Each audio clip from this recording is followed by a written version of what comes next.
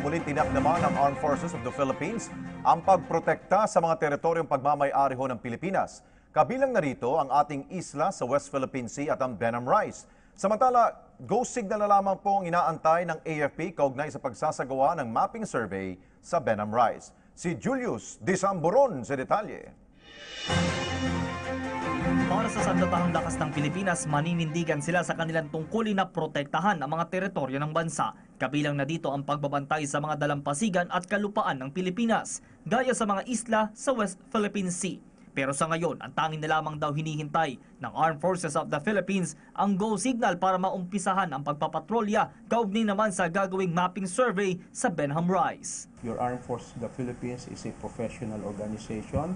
We are bound by our duty under the Constitution to defend our territories. And that said, we are still, of course, under the command of our Commander-in-Chief. So the AFP, under the leadership of General Eduardo Año, is willing and will abide by any instructions relative to this particular issue. Ayon pa kay Colonel Arevalo, ang AFP ay siya lamang instrumento ng national policy at tumatalima sa kung ano man ang iniatas. Bukod kasi sa kanila, katuwang din nila sa mga ganitong usapin ang Palasyo at Department of Foreign Affairs. May mga kakayahan naman po tayo na ating i-monitor at ating patuloy na matyagan, ating nasasakupan. But this information we are giving and submitting to higher headquarters for their information, so that any decision that will have to be made by our commanders, the higher ups will be one of an informed decision, so that sa pag-weigh po nila ng mga issues, mga pros and cons, ay magagamit po nila ang impormasyon na nakalap ng inyong sandatahang lakas.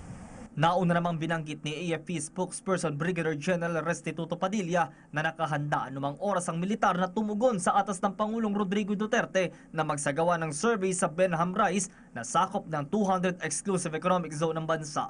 Ayon pa sa opisyal, ilan sa mga barko ng Philippine Navy ay may kakayanan din na gumawa ng mapping survey, habang ang iba pang aircrafts ng Philippine Air Force ay may kakayanan naman para sa aerial survey.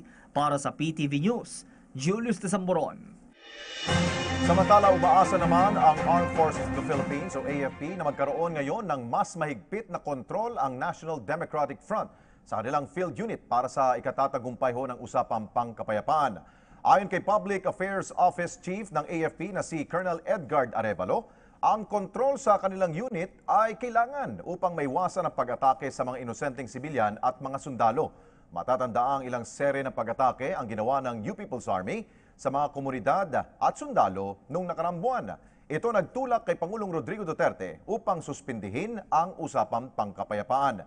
Ipagpapatuloy naman ng AFP ang kanilang combat operations laban sa NPA hanggat walang natatanggap na utos mula sa Commander-in-Chief.